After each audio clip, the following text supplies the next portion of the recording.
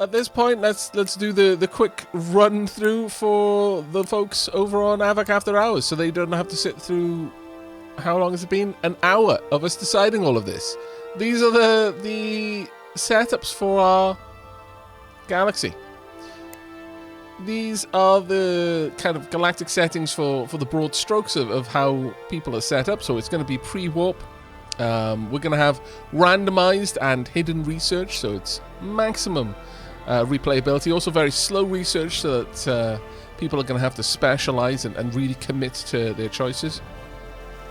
Pirates are going to be distantly spaced out. Apparently this has changed since the preview build, because pirates was obnoxiously strong there, and this is much more akin to Distant Worlds 1, so that's going to be quite nice. We've made colony prevalence a bit rarer because we're stuffing more stars into a smaller space, so I feel that they're going to be fairly close anyway, but still we have increased the range for colony range limit just to make sure it's possible. We are going to be playing the T-Khan, and they shall be the T-Khan. We are a merchant guild, a mercantile guild. We'll be starting wherever, but everything is going to be pre-warp. Expansion is going to be starting. And auto-generate starting empires, 20 maximum empires. Blood Pack, finally! Oh, I know. Look, okay, when it comes to any kind of game where I can design race or make any kind of choices, expect about an hour at minimum for us to get that done. There we go. Here's the victory conditions. We're already messing around with these. I don't know enough about the game to be able to tweak these with any kind of meaningful purpose, so I'm just going to leave those as they are. Hey, quick question. Is it normal we don't see any ships in the ship design menu, like the visualization of it? Anyone aware of that? No. You should see a ship in there as far as I'm aware. Oh, you can set more empires than 20 if you do manual setup. Ah, okay. Okay. Thank you very much for that. I'll bear that in mind. And yes, Aavak, even on games without customization, expect 30 minutes of dapper chatting. I mean, you know, that's the difference between streams and YouTube videos. YouTube videos, you just go there to consume the game and listen to stream of consciousness commentary. Live streams, you know, the big element there is the direct and immediate interaction, you know. It's the difference between a phone call and email. Why ring somebody and complain that they're talking back?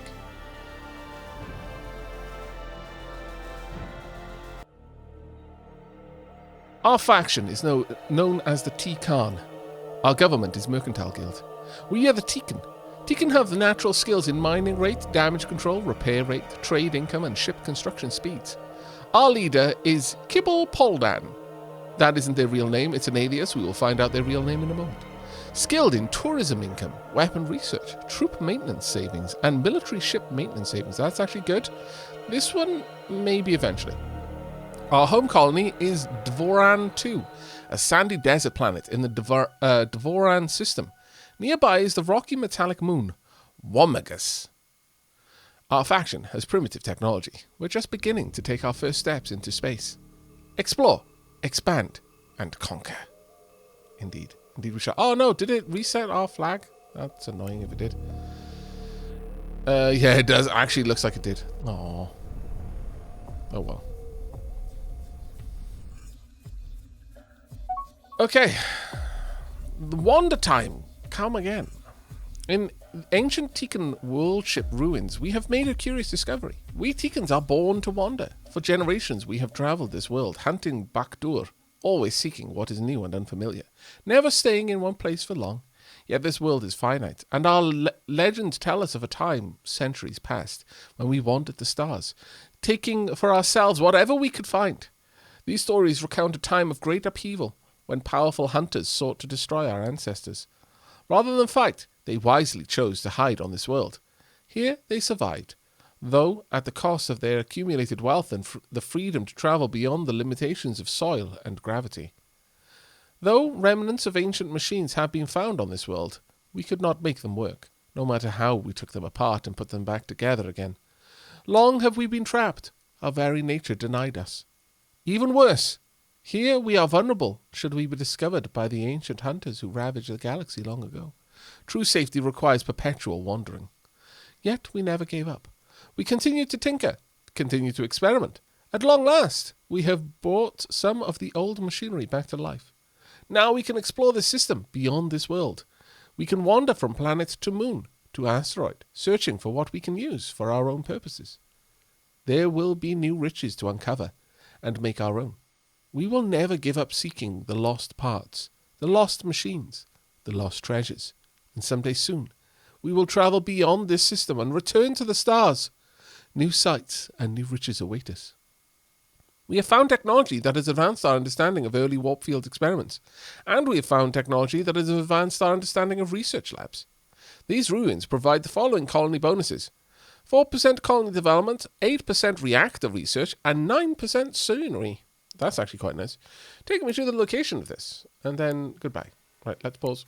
Donk. Alright, so there's loads of stuff for us to do. Ooh. There are ruins over here. Ruins over here, too. Are there ruins down here, or are we good? Unknown. There's an unknown resource here. Okay. 2 unknown items are present on this. This is grand. We've got many things to discover. So much stuff. Type Cheerios. Hey, how you doing? Is that a Kiwo emote? It is a Kiwo emote. Fantastic. How you doing, mate? Welcome to the stream. I hope you're having fun. Right, we've got a new spy. Unknown items detected.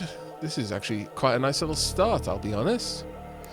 But we've got a lot of stuff to do. A new leader appears. A new leader named Kibul Poldan. And a new spy named Lasha Gachuz.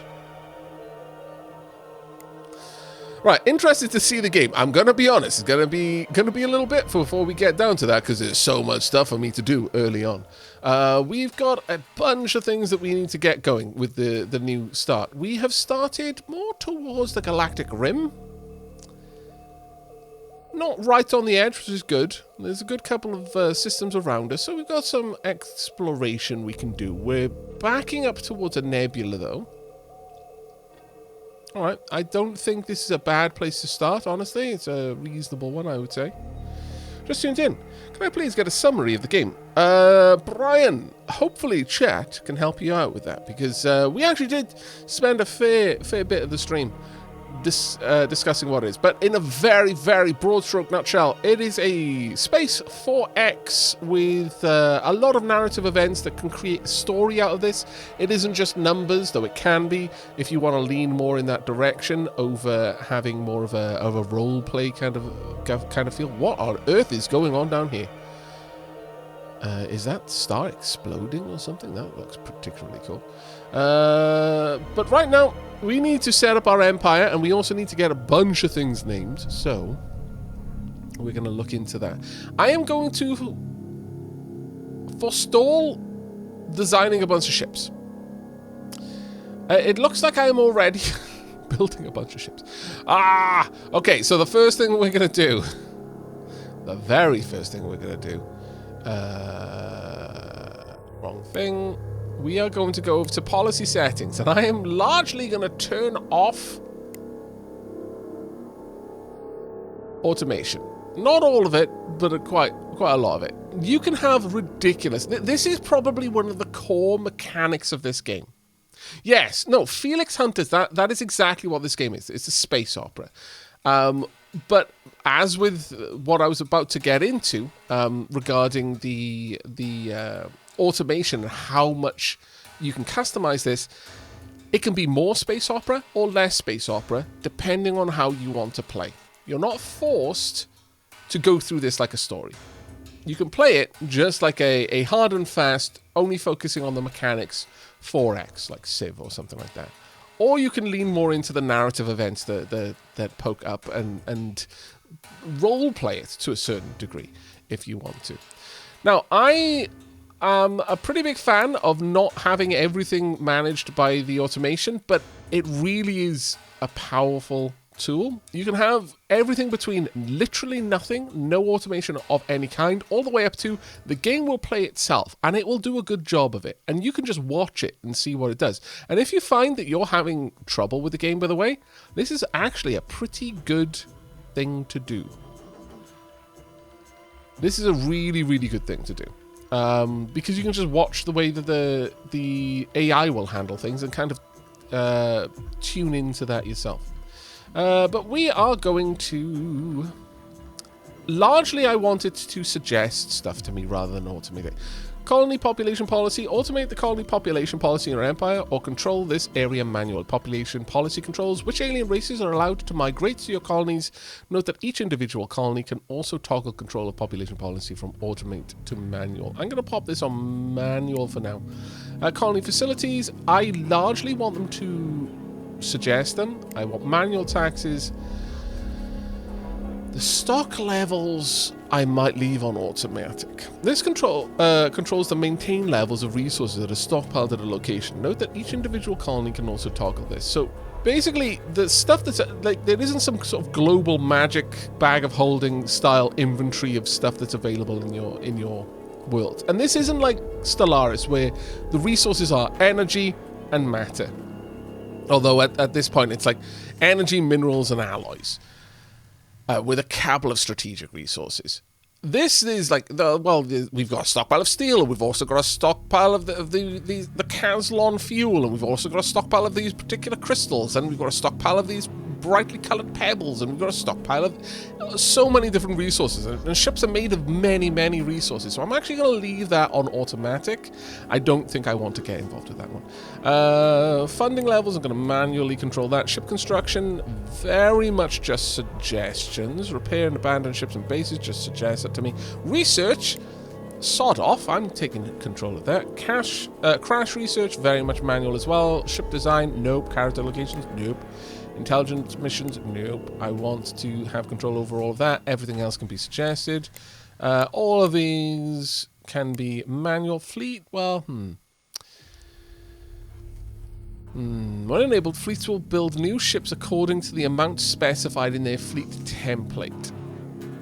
That one might not be too bad if I made it so it's like, look, I'll tell you what I want a fleet to be made of, and then you just handle building the ships that you need to come back up to full strength.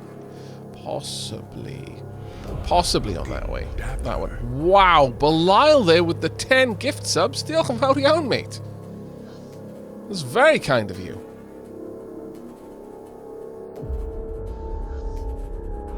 Super, super kind of you. Oh, and I know. Okay, you know what? While we got, sorry about the disruption to the gameplay, chat, but I noticed that chat. We streamed for a very long time. The last stream, and someone redeemed one of the gift sub options, and I straight up forgot. By the time we got to the end of the stream, I had completely had a brain fart, and I didn't set up the gift sub. So I left that in the channel point queue, so I would do it at the end of this stream, but I noticed that that's been cleaned up. Probably Bilal being a good mod and clearing the backlog, so I will do that gift sub now. This is on behalf of Obsidia Mist, who spent a whomping great deal of channel points to be able to gift a sub and partake of the gift giving. There you go. Congen, you now have access to dapper emotes thanks to Obsidian Mist. There you go. All done.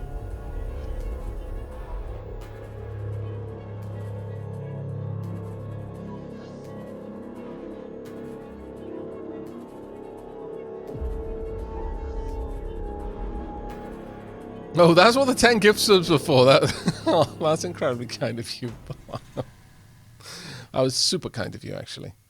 But there we are. Let it not be said that I don't pay my debts. Right. I think I will keep these on manual now, but those will be strong candidates for me to automate later on. Send survey teams, hidden items or present on or colonizable or populated. No, I would kind of like you to not do that. I will send survey teams when I want to. Investigate ruins when prompt. Can I have a prompt here?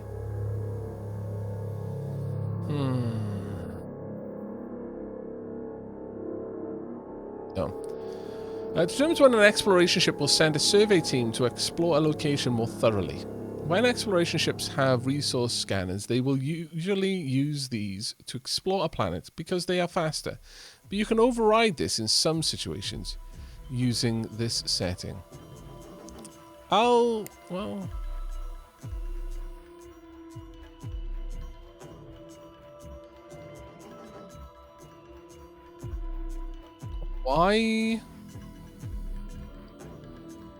Why wouldn't they send a survey team? I guess I'll just pop it if there are hidden items present. For now. It doesn't seem like this is perhaps something I can manually control. That being said, I could just set it up as never, and I'll check if that's a possible one. So that'll be another strong contender for me to automate. Have I cranked the gift subs up to 11? Indeed I did. Hello, Crane. Welcome to the channel. I hope you enjoy your stay. Do we have to research design engines for our missiles before we research design our missiles? No, it isn't that level of design as per Aurora. Suggestions there, minimum suitability, colonization, it's fine. You can just suggest this and I'll probably keep an eye on things and override it when I need to. Stock levels of colonies and bases. Again, we'll keep that automated, but everything else can be on manual. Planetary facility, buildings, funding levels, manual. Target approval for small colonies. I mean, this is nice because you could say, look, you know, have the taxes as you want. But then as the colonies are smaller or bigger, it adjusts the tax rates to try and keep the approval rating at a kind of desired level. Construction. Prioritize state ships in construction queue. Yes, because there's a state and there's a private navy in this game. And if I've queued up like military ships to be built, I want them built before a private company gets a freighter built at our shipyards. Prioritize state ships in docking queues. Yep, new military ships are automated. Yes. So my frigates, for example, will immediately start escorting my private... sorry, not my frigates. My escort ships, I guess, will immediately actually start escorting private ships around. New other state ships are automated. So this would be like construction ships. Yeah, actually, and scanning ships. Yeah, I'll leave them be automated, sure. Spaceport priority.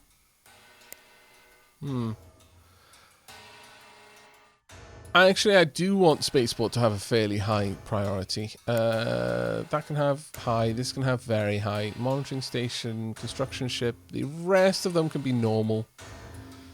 Yeah. And then this is the ratio of ships that we can design so that the automated... Because whilst having something automated, you can still kind of tweak its priorities. In some cases, you can allow it to set its own priorities, and that's part of the automation. But here we could kind of define what it would think in terms of should I build more ships or should I not. Build independent ships, whether to build new freighters or for independent traders. This can earn a small amount of extra income for your empire. Yes, please. And repair independent ships as well. This can also earn us a little bit of cash. We want a very strong independent economy going because it'll help us a lot in mining and such. Offering gifts, yeah, just suggest things so I can learn from what you would do. Attack overmatch factor, the level of strength overmatch to use when each military ship evaluates attacks against enemy targets. Higher levels means more attacking ships will be assigned to individual targets to ensure success. Yes, I would like our fleets to try and dump twice as much firepower into any particular ship that it's attacking. That way it'll knock that ship out of the fight a lot sooner. Capture conditions for ships when high tech or larger than can build. When stronger than target, never, always.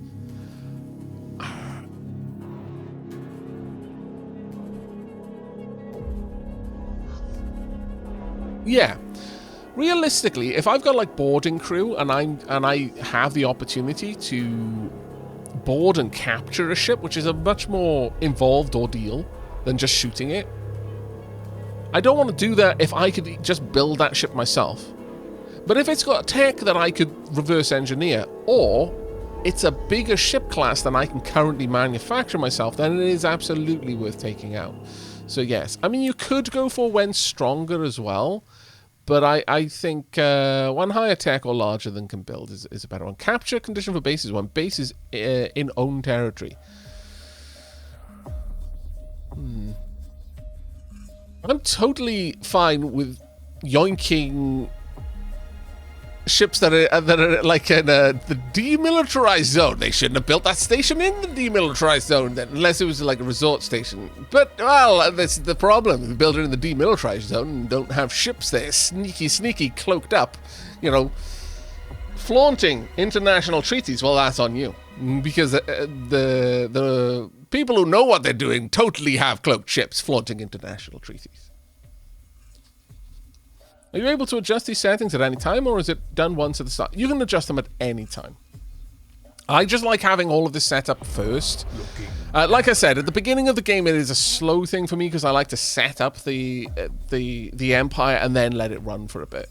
But different people will play in different ways.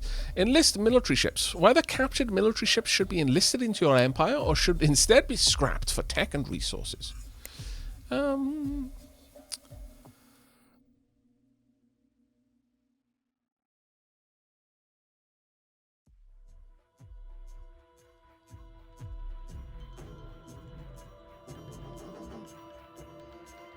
I would like to enlist them.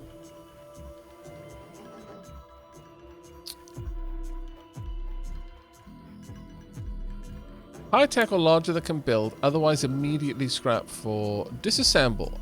How captured military ships should be scrapped. Disassembling the ship at a construction yard may yield tech bonuses if the ship is advanced. Disassemble at the base when high tech or larger than can build, otherwise immediately scrap for money. Yeah, I would actually go with that one. Enlist civilian ships. Whether captured civilian ships should be enlisted into your empire or should instead be scrapped for tech, when not high tech or larger than can build. Yeah, I would rather scrap them for their tech. This one is an interesting one. I'm going to say always on this one, and then I will make a... because I can manually send it to be disassembled.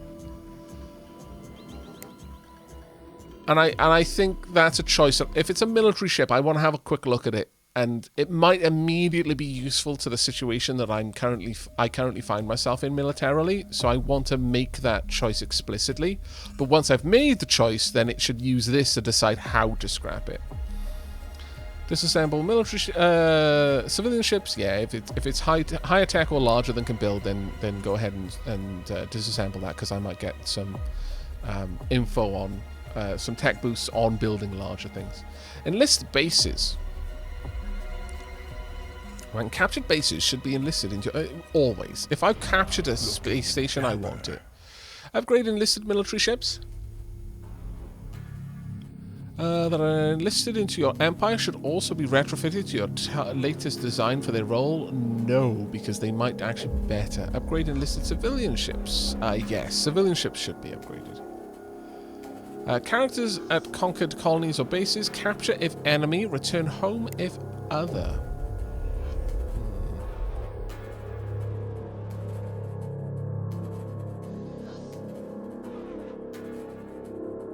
Destroy. Wow.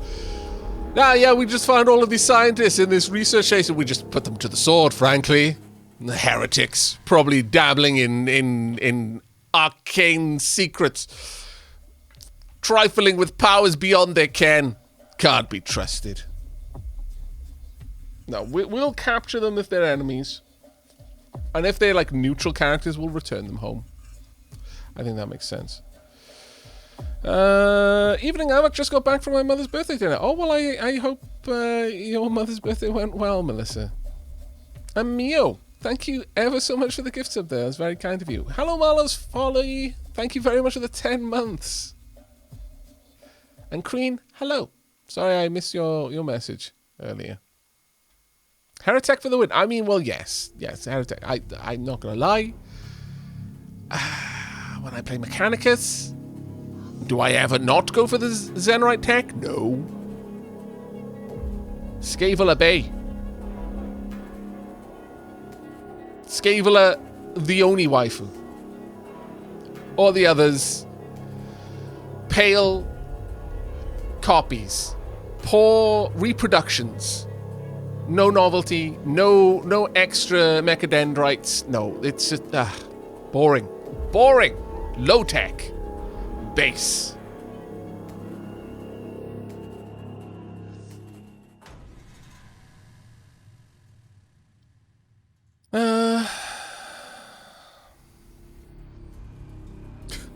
You having fun, chat?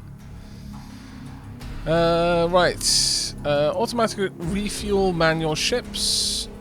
No. If they're manual ships, I would say don't do this. I want them to be refueled by me. Automatically retrofit or automated fleets. Yes. If it's an automated fleet, then by all means pop back and top up wherever you can.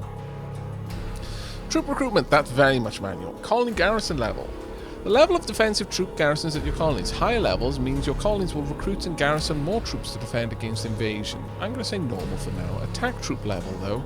The level of recruited attack troops. Higher levels means your colonies will recruit more. Yeah, we want high. Fleets. This would be for automation, basically. I want them to all be manual. Research. Very much manual. And intelligence missions. Manual for all of that. Counterintelligence ratio. Ratio of your spies that are assigned to counterintelligence missions. Defending against enemy intelligence. I want it to be 40%. I am big on protecting my own secrets above acquiring new ones. Targeting aggressiveness. Normal. Mission difficulty caution. Normal. Allow steel technology maps. Yes. Go for all of that. Okay, there we go. Sorry for that long setup there, peeps, but getting that out of the way early, especially in regards to ship design, is honestly key. Because, as you can see, my planet is already queued up a bunch of things to be built. We have been in the game for, like, unpaused, all of, like, 3 seconds. And we've got a whole bunch of ships designed and a whole bunch of ships queued up to be built. Sexy Beast Games. I love how much care and time you put into setup. Thank you. Yeah, we haven't designed any ships yet. I'm going to forestall that part for now. We will be designing ships, but I feel you've all been more than patient enough. I'm not going to make you sit through me redesigning all of the base designs. Though, can we just take a moment to appreciate the atmosphere effect here? I really like it. It's a very simple to achieve effect as well, but it does so much. I really, really love the way the light glances off that. We've got so many planets in here to look at, though. Wow, this is going to be wild. And the fact that we've got an asteroid belt right outside our first planet is huge. Because that's a lot of resources that we're going to be able to use. Right, let's have a quick look at our fleet, though. In terms of ships... Well, we haven't got any fleets. Can I see army template? No, that's not what I want to look at. This is mining. New construction yard, construction ships. String. Okay. Oh, all of these are under construction. Right. Okay. Now, all of them are being given names already. We've got a shipyard there under construction. Mocking Starway under construction. If we go into the build order, we can order a bunch of stuff, but I would actually really like to have a look at this construction yards themselves. So if we bring this one up, we've got 1 exploration ship, a construction ship, 2 small freighters, and a mining ship. Now the mining ship and the freighters are private economy. Let me see if I can remember how to bring that up. Economy, maintenance, government, leader. That's not what we're looking for. Maintenance there. These are state ships. We pay for the maintenance on state ships. The private sector pays for the maintenance on private ships, which is why you want a strong private economy, because they can do a load of work and they pay for it. Like, if you design freighters that have, like, some military systems on them, though Distant Worlds 2 that kind of curbs that a little bit over Distant Worlds 1. But still, you can end up with a private fleet that kind of doubles as information gatherers for you, but you're not having to pay for it. The private sector are very much in the green with cash flow. Very much not where we are, though, sadly. Diplomacy, there's no one with whom we've got relations. We've got a couple of characters. We've got one spy, no one in prison, and a leader. We'll be naming them shortly. I am going to want to rename the colonies. We've also got... Oh, under that... We can automatically look at that ship already. You know what, let me just slow down time and then unpause it, so at least something's happening. We've got 2 ruins that we don't know about that we're going to want to look into. There we are, starship constructed. We have constructed our first starship, the Dire Rendezvous. This event marks the beginning of our return to the stars. We must continue to expand and explore our solar system. Build more ships to establish a thriving solar empire. Dismiss that one.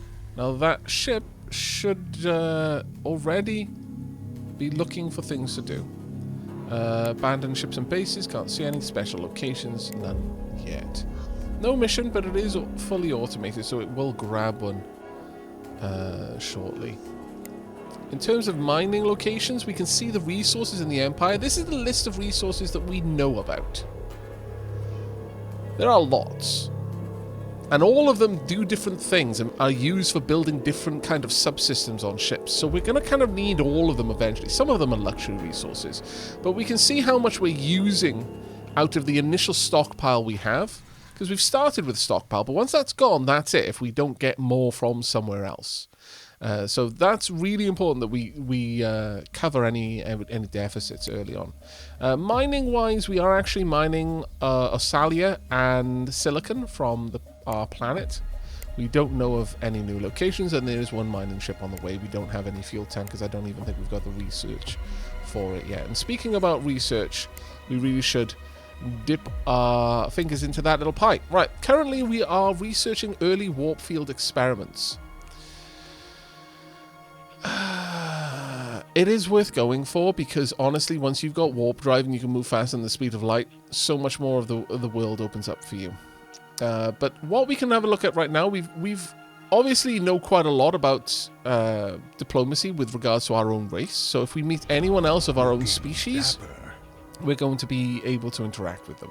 Because the factions, you can have several Tekken factions, for example. We've currently only got a spattering of tech. And to know what is branching off tech, you have to have researched that tech first. At least with our current system. You can play it where you can see all tech, and you can randomize the tech. And we've done both. We've randomized the tech and hidden tech. So I don't know what is connected off research labs. I'd have to research research labs first to find out what connects to it. And I'll only ever see one layer deeper at a time.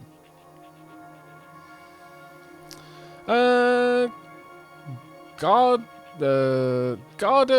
Khan the First. Thank you very much for the 5 months here. Hello, Aavak. First time catching the stream since I started school, so I thought I would celebrate. Well, I hope school's going well, mate, and welcome. Dead Squall, thank you very much for the Prime sub there. Very, very kind of you indeed. Alex Speed, thank you ever so much for the 8 months. Very kind indeed. Diolch yn fawr iawn for the support, everyone. Now, let's have a look. Improved sensor. I mean, I imagine most things are going to be fairly normal for us right now. There aren't many things that can branch off the very first technology. So even with randomized tech, you're not going to really start seeing things branch for a little while. We could train our troops to be better. I'm not really thinking that we're going to be looking at that for a while. What kind of weapon tech do we have?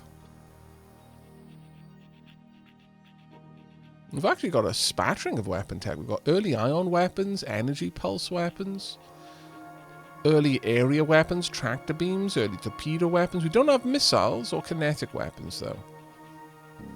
Expanded range tractor beams. Apparently this is a Tekken speciality. Okay, well, I don't want to research that. Also, heavy ion weapons is a Tekken speciality. Any other Tekken specialities down here? I'd be surprised if there weren't some Tekken specialities in regards to money, but no, it doesn't look like it. Okay, fair enough. Let me just go and have a look. How much cash we got? We've got 29k. Now, if I really want to, I can force a crash project. A crash research project is where... Okay, so to understand the benefit of it, it's basically where you put more funding into a project so it gets finished faster. But there's a couple of other layers to it. Normally, research has... start research, and based on how much research your empire produces, you'll have a certain ETA for when that research will be done. But across that time, certain events can happen. You can have... I'll show you how I saw it was a speciality. I believe it's the symbol there.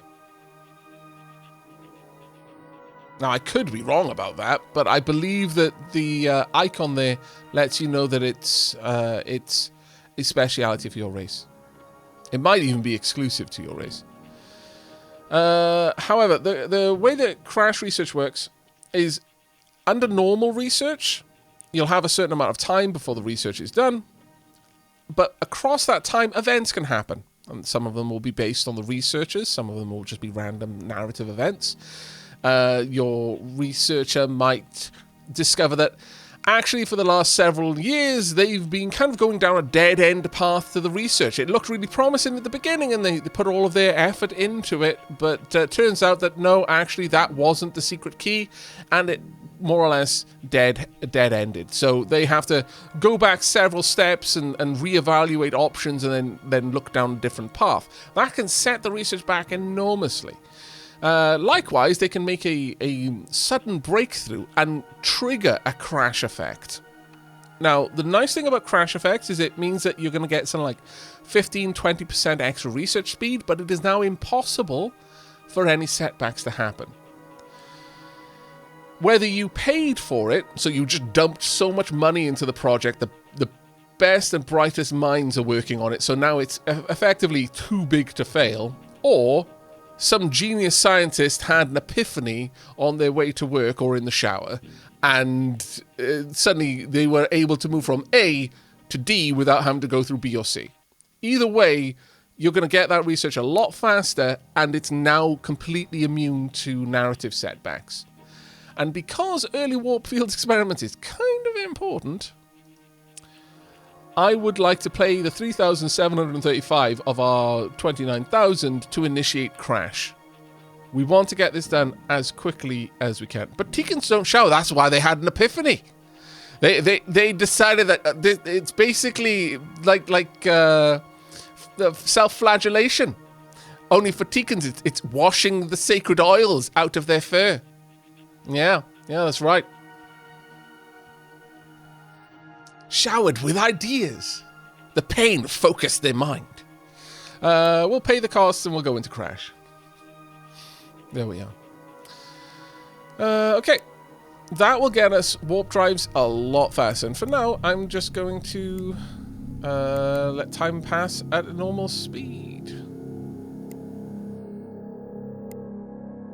There we go. And ships should start moving out and about. Yeah, that one's already got a mission now and is heading out to investigate some stuff. Okay. Dust baths. Yeah, no, it could be, like... Could be, yeah. Everyone else is like, oh yeah, like chinchillas do, and I'm thinking, yeah, like Lito does, the sand shower, to get rid of all of that horrible, painful moisture.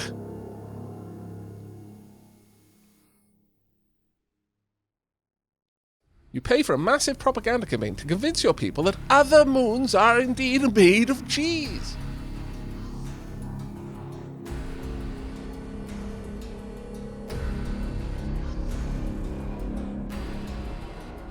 So, Leon, I'm sorry to backseat, but if you lower that 10% reserved income, it will immediately take you out of your deficit. No, that's okay. I appreciate the tip. Though, please do use the backseat pass. That is literally why it's there.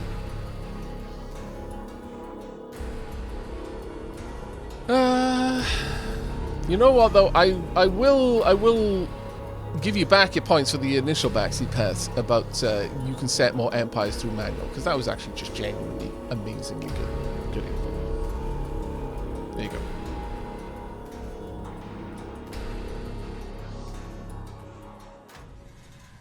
Do we have fluffy tails? If so, are we we are a chinchilla race. No, we've got scaly tails. Yep. Actually have scales on the tails. Scale tails.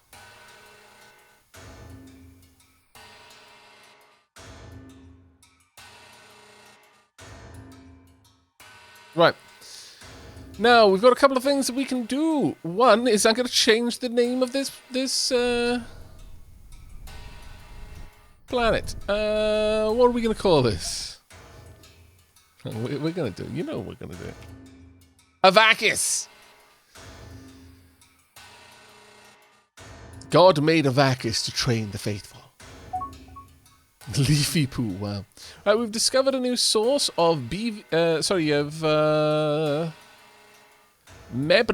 It's a very dense metal smelted from Mebnar ore. It has a dull dark grey, almost black appearance. It's particularly useful as heavy shielding in reactors. Marvelous. Where's the warp stone? Oh, we haven't got any of that yet. It's very, very sad. Tonk. We're 48% of the way to finishing Strange Starway, our spaceport, and you can already start to see shuttles moving to and from the planet, which is marvelous. We are not yet working on any of the other transport or mining ships, but we will get there eventually.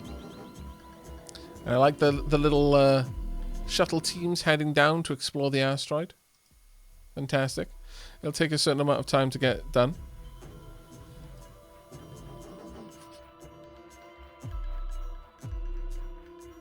Yep, there are also 2 names in game to pray for. That is actually very, very good news, because we've got 2 people that we need to name, as it happens.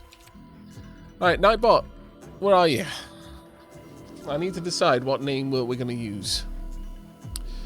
Right, so if you would like to be in with a chance to be named as one of our characters, the leader, or indeed...